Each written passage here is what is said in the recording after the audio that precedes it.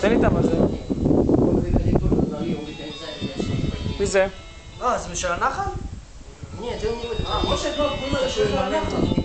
קוראים של הנחל. קח. בסדר, מוטי. לא. בסדר, אחי. בסדר, הכל טוב. כן, אחי. או שאתה מכיר את ביטשף? לא, זה לקטו אישית. כן, הרקטור מגרדי. אתה מכיר אותו? מה אחי, אל תבוא למשמרת היום. אתה מכיר אותו? לא הולך לסרט. לא הולך, אחי. לא, אחי, נראה לך אני לא יוצא מהבית היום.